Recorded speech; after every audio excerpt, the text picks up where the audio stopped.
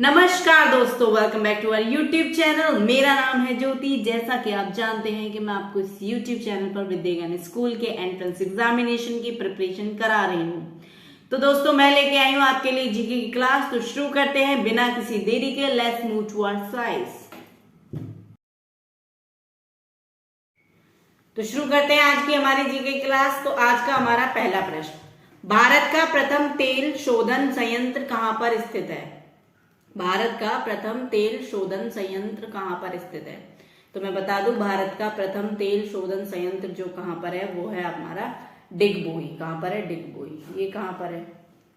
डिगबोई, असम में। असम में।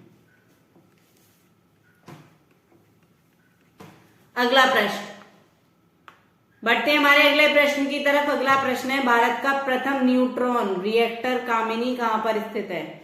भारत का प्रथम न्यूट्रॉन रिएक्टर कामिनी कहां पर स्थित है? तो भारत का प्रथम न्यूट्रॉन रिएक्टर कामिनी कलपक्कम यानी कि चेन्नई के कलपक्कम में। कलपक्कम में स्थित है। ठीक है, बढ़ते हैं हमारे अगले प्रश्न की तरफ। तो हमारा अगला प्रश्न है, मीनाक्षी मंदिर कहां पर स्थित है? मीनाक्षी मंदिर कहां पर स्थित है? तो मैं बता देती हूँ कि मीनाक्षी मंदिर जो है हमारा वो है, मीनाक्षी मंदिर हमारा मदुरई। कहां पर है? मदुरई में। मदुरई, मदुरई में स्थित है। मदुरई, मदुरई में।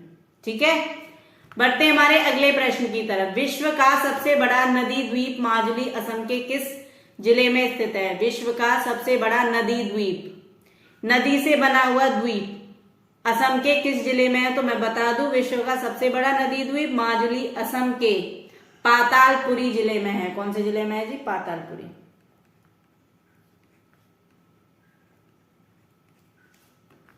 बढ़ते हैं हमारे अगले प्रश्न की तरफ। विश्व का सबसे बड़ा महाद्वीप कौन सा है?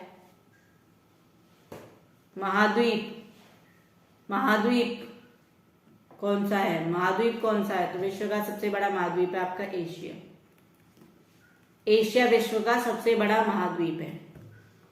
अगला प्रश्न, अगला प्रश्न देखिए क्या है। हरित क्रांति का अर्थ क्या है? हरित क्रांति का अर्थ क्या है? तो मैं बता दूं कि हरित क्रांति का अर्थ है कृषि की आधुनिक विधियों का प्रयोग करके प्रति एकड़ द्वारा फसल की उपज को बढ़ाना। यानी कि कृषि आधुनिक विधियों का के प्रयोग से द्वारा प्रति एकड़ फसल की उपज को बढ़ाना। हरित क्रांति का मतलब था कि जो भी प्रति एकड़ में हमें उपज हो रही है उस उपज को बढ़ाना है। बढ़ाना कैसे है कि आधुनिक जो तकनीकी है हमारे पास उसका उपयोग करके, जो हमारे पास विधियां हैं विज्ञान के क्षेत्र में जो हमने तरक्की की है, कृषि क्षेत्र में जो तरक्की की है, उसके प्रयोग से हमें क्या करनी है? उपज को बढ़ाना है। ठीक है, बढ़ते हैं हमारे अगले प्रश्न की तरफ। अगला प्रश्न है हमारा, स्वामी दयानंद सरस्वती का मूल नाम क्या था? स्वामी दयानंद सरस्वती का मूल नाम क्या था? तो मैं बता दूं, स्वामी दयानंद सरस्वती का मूल नाम था मूल शंकर। क्या था? मूल शंकर। मूल शंकर। क्लियर है? बढ़ते हैं हमारे अगले प्रश्न की तरफ। स्वामी विवेकानंद का जन्मदिन कब राष्ट्रीय युवा दिवस के रूप में मनाया जाता है? तो मैं बता दूं, 12 जनवरी को युवा दिवस मनाया जाता है, राष्ट्रीय युवा दिवस मनाया जाता है। और 12 जनवरी को स्वामी विवेकानंद जी का जन्मदिन होता है। तो कब मनाया जाता है?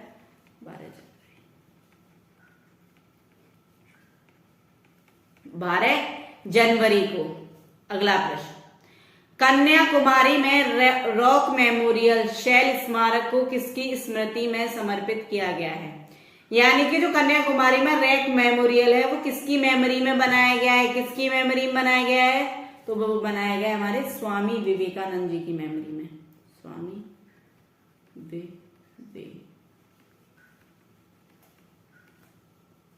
ठीक है, की स्मृति में। क्लियर है? बढ़ते हैं हमारे अगले प्रश्न की तरफ। कबड्डी खेल में खिलाड़ियों की संख्या कितनी होती है? कबड्डी खेल में खिलाड़ियों की संख्या कितनी होती है? तो कबड्डी खेल में खिलाड़ियों की संख्या कितनी होती है? 7 होती है। 7 खिलाड़ी होते हैं। ठीक है, अगला प्रश्न। दिल्ली स्थित महात्मा गांधी की समाधि का क्या नाम है? दिल्ली स्थित महात्मा गांधी की समाधि का नाम है राजघाट। क्लियर? आगे चलते हैं। दिल्ली स्थित लाल बहादुर शास्त्री जी की समाधि का नाम क्या है? तो दिल्ली स्थित लाल बहादुर शास्त्री जी की जो समाधि है उसका नाम है विजय घाट। क्या है? विजय घाट। विजय घाट। क्लियर? आगे चलते हैं, अगला प्रश्न। भारत का राष्ट्रीय चिन्ह कौन सा है? भारत का राष्ट्रीय चिन्ह कौन सा है? तो हमें सबको पता है कि अशोक चक्र क्या है? भारत का राष्ट्रीय चिन्ह है। क्या है? अशोक चक्र। चक्र जो है भारत का राष्ट्रीय चिन्ह है। अशोक चक्र जिसमें कितनी, हाँ अशोक चक्र देखा है हमने। तिरंगे में आपने बीच में देखा होगा चक्र सा जो होता है, उसके जैसा अशोक चक्र। भारत का राष्ट्रीय चिन्ह कहां से लिया गया है? भारत का राष्ट्रीय चिन्ह कहां से लिया गया? भारत का राष्ट्रीय चिन्ह लिया गया है सारनाथ स्थित अशोक स्तंभ, अशोक के सिंह स्तंभ थे। कहां से लिया गया? सारनाथ स्थित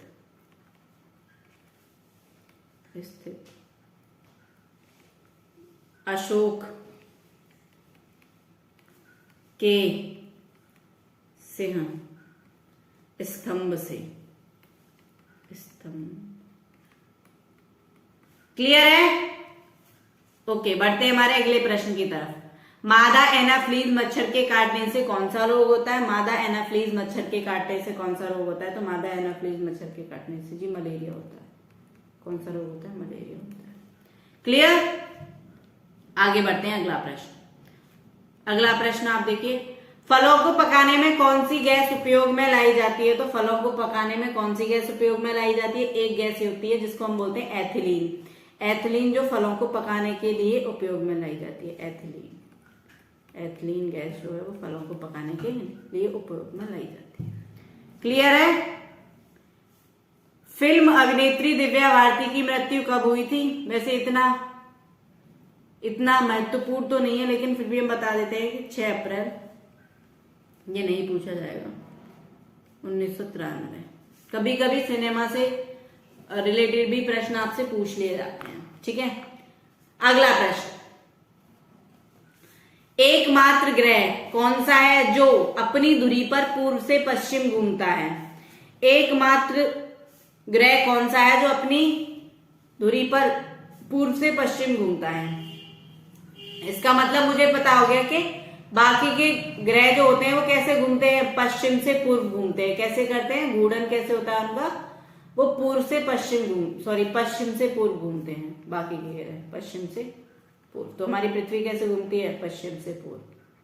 पृथ्वी यानी कि अर्थ। अच्छा, तो कौन सा ग्रह है जो पूर्व से पश्चिम घूमता है? जी मैंने कहा शुक्र एक ऐसा ग्रह है जो पूर्व से पश्चिम घूमता है। कोई प्रॉब्लम है मैं यहाँ पे? आगे बढ़ते हैं हमारे अगले प्रश्न की तरफ। वह कौन सा खेल है जिसमें विश्वनाथ आनंद विख्यात हैं? वह कौन सा खेल है जिसमें विश्वनाथ आनंद विख्यात हैं? तो जब मैं बता दूं कि विश्वनाथ आनंद शतरंज के खेल में विख्यात हैं। शतरंज, जिसको हम इंग्लिश में क्या बोलते हैं? चेस। चेस के गेम में विश्वनाथ आनंद जो है वो फेमस है, यानी कि विख्यात हैं। ठीक है, आगे चलते हैं। अर्धनग्न फकीर महात्मा गांधी को किसने कहा था? अर्धनग्न फकीर महात्मा गांधी को किसने कहा था? तो ये कहा था चर्चिल ने। चर्चिल ने क्या कहा था? महात्मा गांधी को अर्धनग्न फकीर। क्या कहा था? अर्धनग्न फकीर। क्लियर है? आगे बढ़ते हैं, अगला प्रश्न। अलीगढ़ किस उत्पाद के लिए मशहूर है? तो बता दीजिए अलीगढ़ किस उत्पाद के लिए मशहूर है? मैं तो अलीगढ़ से ही हूं, तो मैं आपको बता दूं कि जो अलीगढ़ है वो ताले के उत्पाद के लिए फेमस है। ताले बनाने के लिए। ताले बनाने के लिए।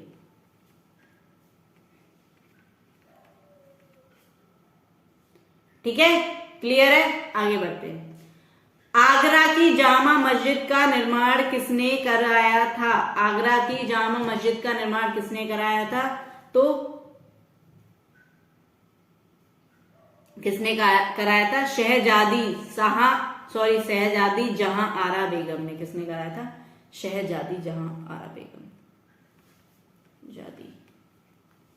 जहां आरा बेगम।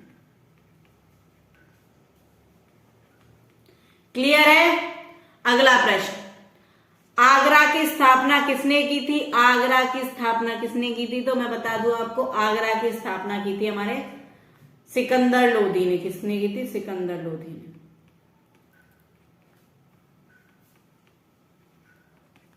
क्लियर है?